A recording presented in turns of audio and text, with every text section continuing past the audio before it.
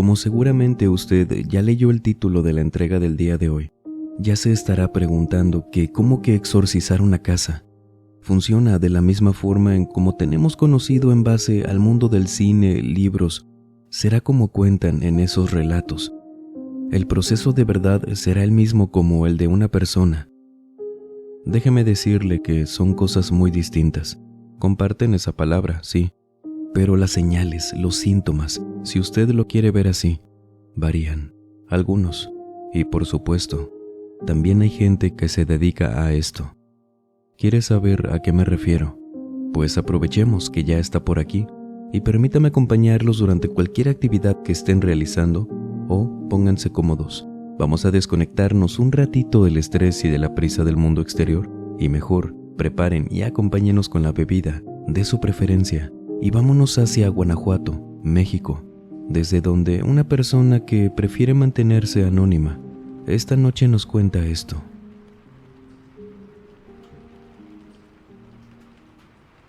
Quiero compartirles lo siguiente, aunque de alguna manera pueda ser contraproducente para quienes se dedican a lo mismo que mi hermana. Espero que no.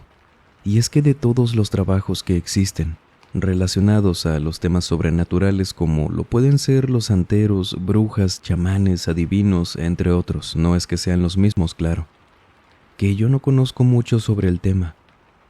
Hay unos que se especializan en una cuestión que no muchos conocen. Afortunadamente, porque no es un suceso que pase mucho, creo yo.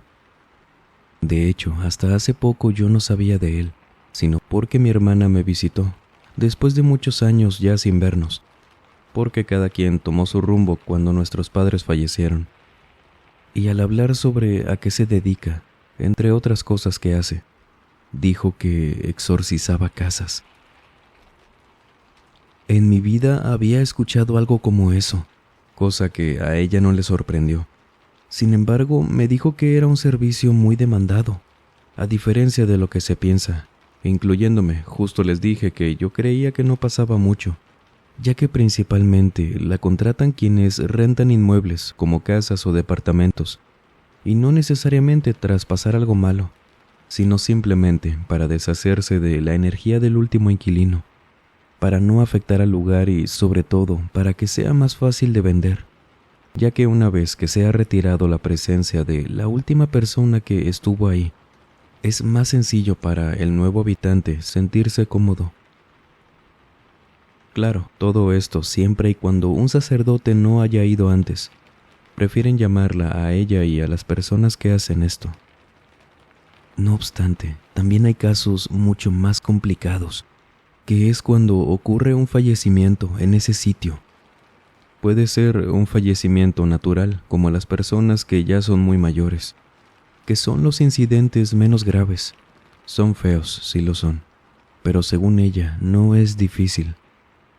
Siendo los más difíciles ahora sí, los accidentes, cuando a alguien le quitan la vida ahí, o quienes propiamente lo hacen, terminan con su vida ahí mismo, ya que el choque de energías para el alma que debería trascender al otro plano es tan fuerte que se impregna ahí, afectando a quienes se quedan viviendo en el domicilio tras ese evento. Total que esa energía negativa se apodera del sitio, no de la gente. Bueno, todo eso me lo explicó mi hermana a mí, entre muchas otras cosas. A ella dejé de verla por allá del año 2011-2012. Es mayor que yo, por 6 años, y dejamos de vernos porque se fue a estudiar a Querétaro. Vive aún por allá y visitándome. Aquí, yo vivo en Salamanca. Fue que me contó esto. Fueron 2 historias las que me compartió, y de misma forma quiero contárselas aquí. La primera tiene que ver con lo que considera como uno de los exorcismos que más le marcó. Y justamente sucedió en los primeros años que se dedicó a esto. Una amiga suya le pasó este trabajo porque iba a estar ocupada con otras cosas. Se trataba de una familia, de mamá, papá y una hija de 4 años, en el Saus, Querétaro, en el año 2015. Una familia que había perdido al nuevo integrante, un pequeño de 2 años, que falleció tras caer de las escaleras de la casa.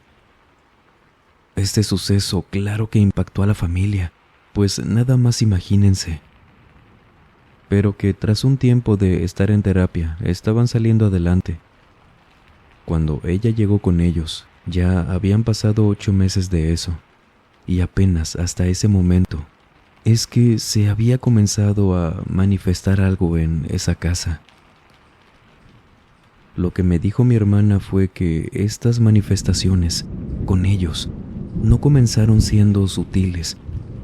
Le contaban que la mamá fue quien le contó al esposo que había escuchado a su hijo riéndose en los pasillos, siempre lejos en otras habitaciones.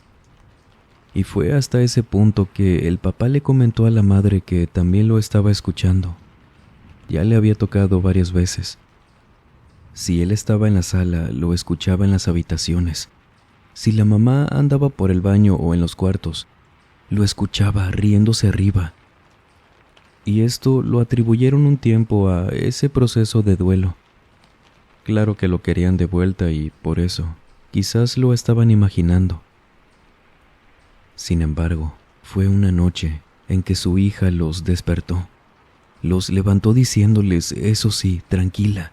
No sé si no entendía lo grave del asunto, que su hermano la había despertado, que ella estaba en su cuarto, dormida, y que de pronto algo la hizo despertarse. Se sentó en la cama y su hermano estaba en la puerta, de pie, haciéndole señas con la mano. Lo vio caminando hacia la derecha por un pasillo y ella salió caminando hacia la izquierda, buscando a sus papás. No lo siguió. Los papás creyeron que quizás su hija estaba también en ese proceso. A lo mejor había escuchado a sus papás hablando de eso, y por esa razón cuidaron aún más ese tema.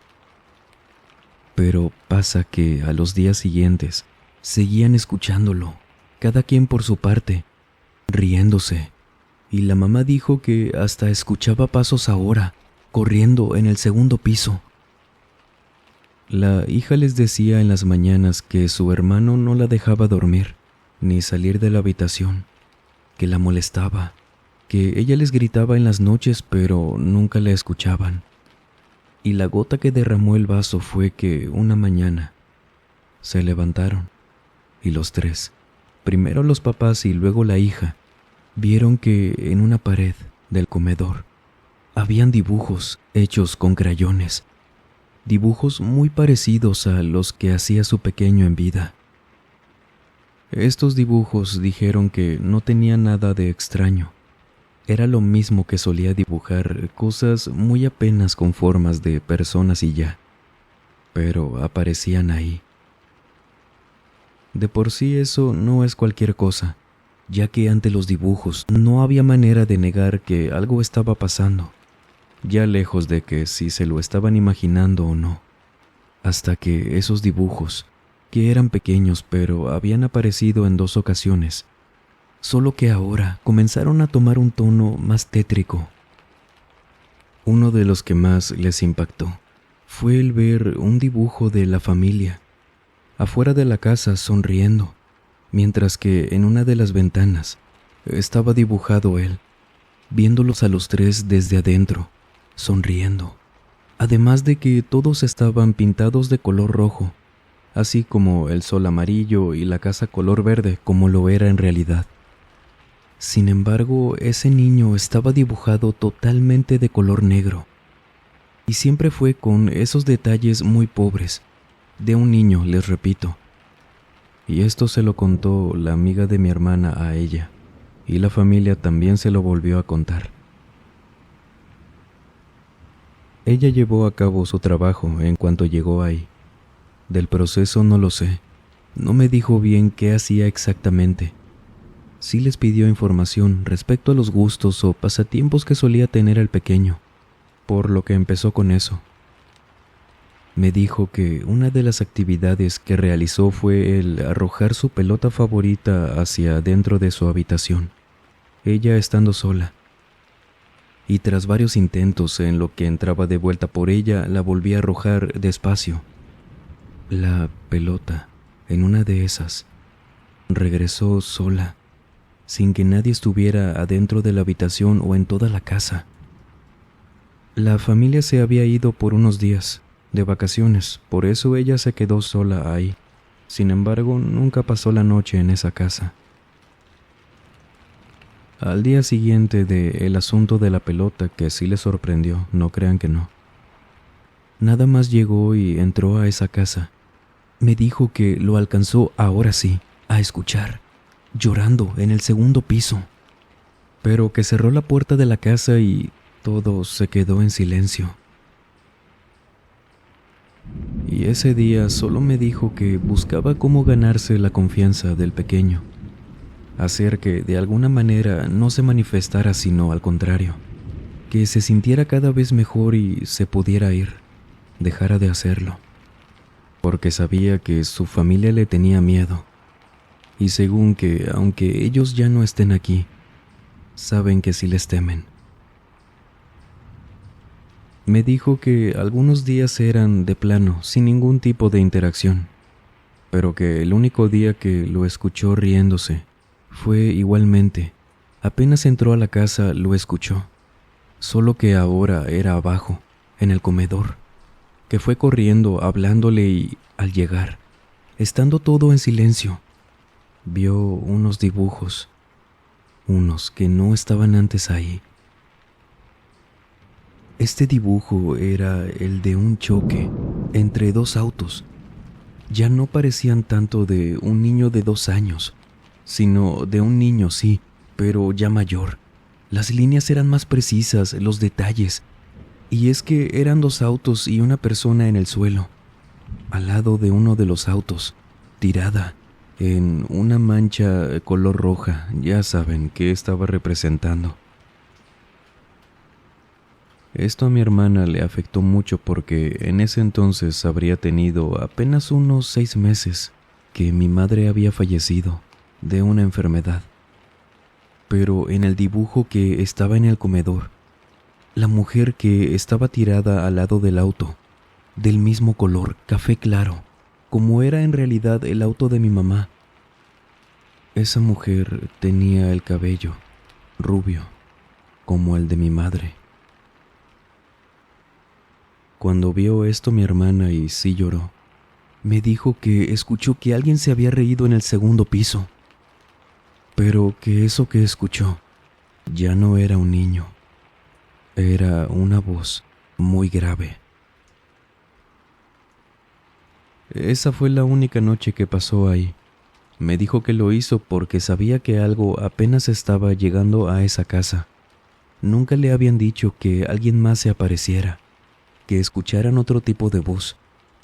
Y cuando hizo el procedimiento esa noche para liberar esa casa, utilizó varios de sus juguetes y prendas que aún conservaba la familia. Quería aprovechar que fuera lo que fuera que estuviera ahí, no tenía mucha fuerza aún.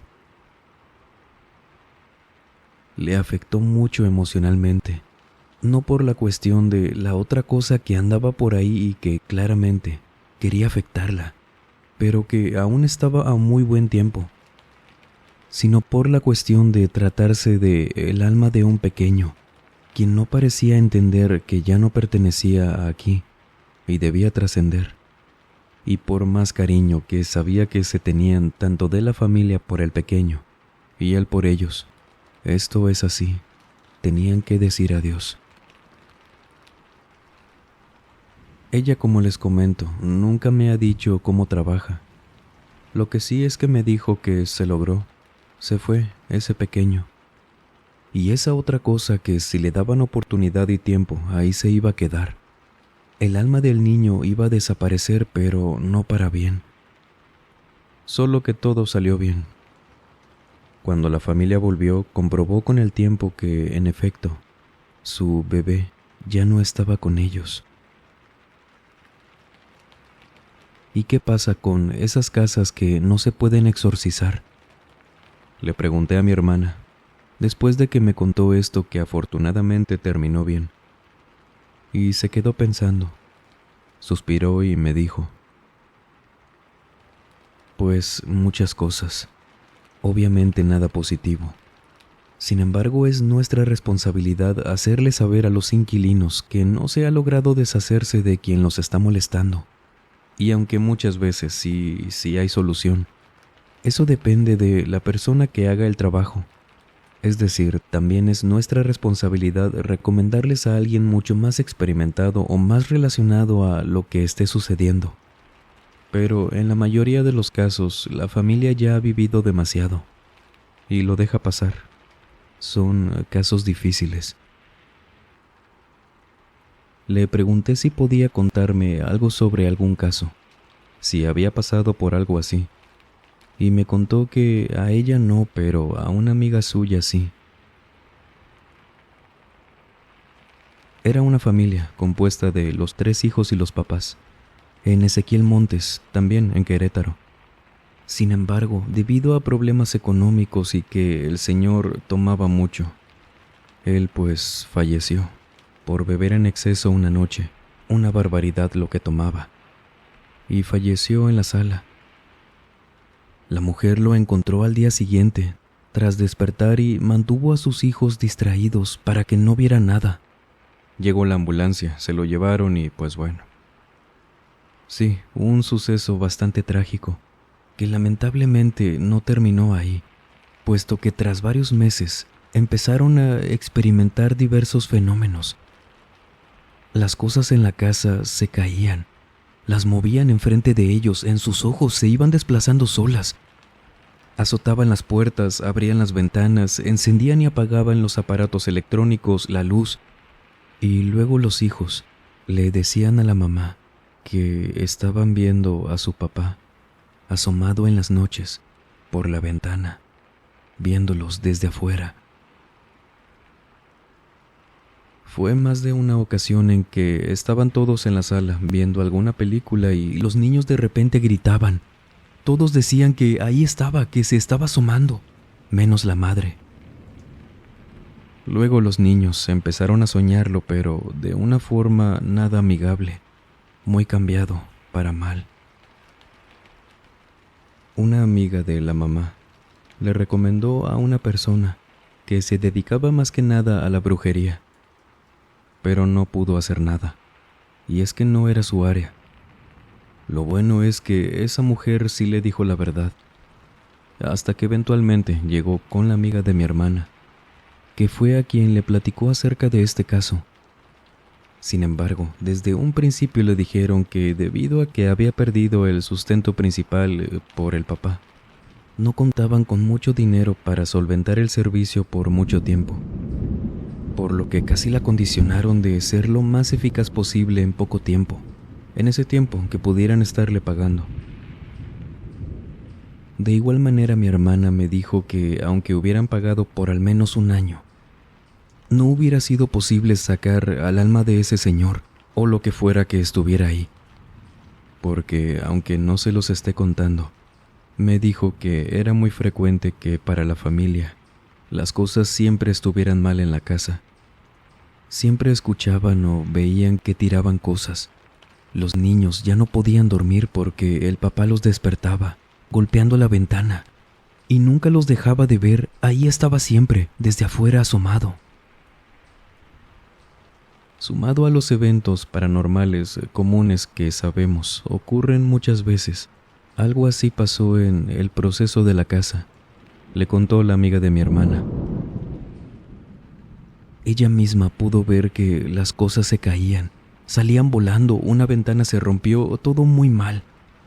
Y lo que rebasó las habilidades de su amiga fue el hecho de que esos movimientos, todo eso, ya no eran solamente como amenazas, sino que ella empezó a tener marcas en el cuerpo como moretones, rasguños y cicatrices que antes no tenía, cosas que solo a la mamá ya le estaban pasando hace tiempo.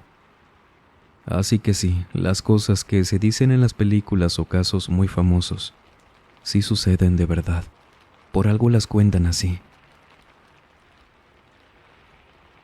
Decía la amiga de mi hermana que todo esto la estaba desgastando mucho. Había dejado de comer, ya no podía dormir, al igual que la familia. y de nuevo otra gota que derramó a otro vaso. Fue que una noche, justo después de haber llegado de casa de esa familia, ella encontró a su perro, uno pequeño de 3 años, un Shih Tzu, sin vida. Cuando esa misma noche lo llevó al veterinario para que lo revisaran, vieron que le habían apretado muy fuerte del cuello. Algo que claramente no pudo haber pasado de forma esperable, considerando las cosas, ya que vivía sola. No habían robado nada, nadie entró. De todas formas, hizo el reporte para que fueran a investigar, pero no, nadie había estado ahí. Todo esto no se lo comentó a la familia para que no se sintieran culpables, pero sí les mencionó lo que les comenté previamente, acerca de que debían contactar a alguien más.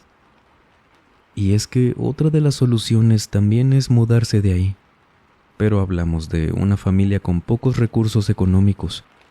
Esto no es opción para muchas personas, simplemente no se pueden ir a otro lado. Y si bien se quedaron en la casa de la abuela por un tiempo, sabían que eventualmente tendrían que regresar. Así que llenaron esa casa de artículos religiosos que la abuela, las vecinas de su abuela, familiares, todos le regalaron, esperando que esto ayudara.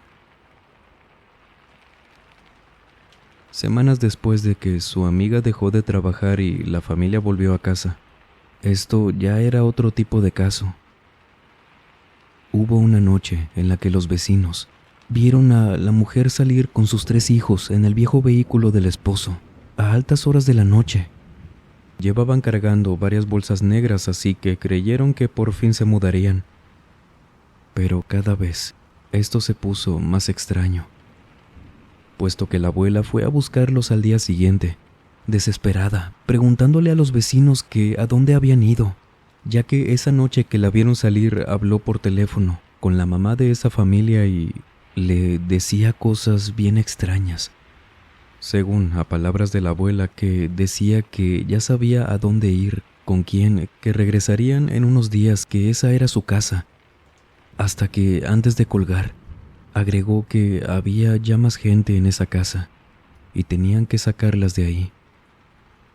Que no había visto a su esposo, pero esa gente que sí veía, decían que su esposo los había enviado. Debido a que la abuela no se podía mover a esa hora, le dijo que esperara un poco, a la mañana que pudiera ir con ellos, para ayudarlos con lo que fuera, pero que esperara una noche más. La amiga de mi hermana se enteró de todo esto porque la policía la interrogó. Esa familia nunca volvió. Por más que la buscaron con conocidos, vecinos, parientes, con ella nadie sabía a dónde habían ido. Nadie supo qué pasó con esa casa, que seguramente sigue ahí, en Ezequiel Montes. Ya nadie pudo moverla. Era de esa familia, que simplemente se fue y nunca supieron a dónde. Con un auto que era muy antiguo. Siempre estaba estacionado porque se descomponía cada rato. No llegaba lejos. Y por más que siempre estuviera ese reporte de búsqueda de 4 personas. Mi hermana me contó que su amiga no se recuperaba, y no es que no pudiera por su cuenta, es que algo nunca la dejó en paz. El asunto de su perrito la marcó mucho y esas cicatrices no sanaban. Iba a consultar, desaparecían un día y regresaban, diferentes, pero siempre estaban ahí, moretones, rasguños. Sin embargo, cuando ya se fue de Querétaro hacia la Ciudad de México, fue cuando comenzó a encontrar marcas de mordidas de adulto en varias partes del cuerpo. Cuando se fue, perdieron el contacto. No supo más de ella y se fue, al igual que esa familia, y todo por esa casa, a la que no le pudieron hacer un exorcismo.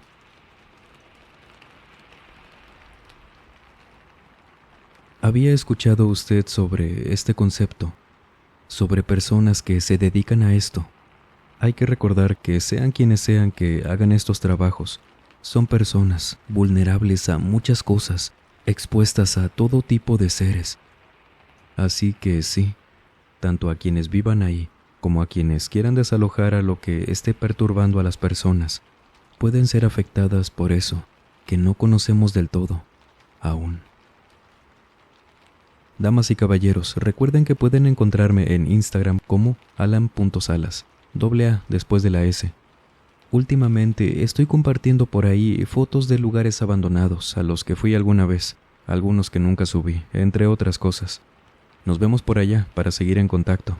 El enlace se los dejaré en el primer comentario, así como todas las redes sociales del canal. Y estén atentos a Misterios de la Fogata, que pronto tendremos contenido nuevo y constante por allá. Estén atentos.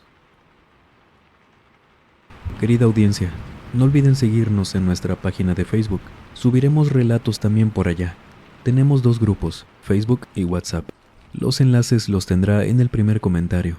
Y por supuesto en la plataforma morada, que hacemos directos de lunes a miércoles, a partir de las 9:20 p.m. hora centro de México. De antemano, le agradezco mucho.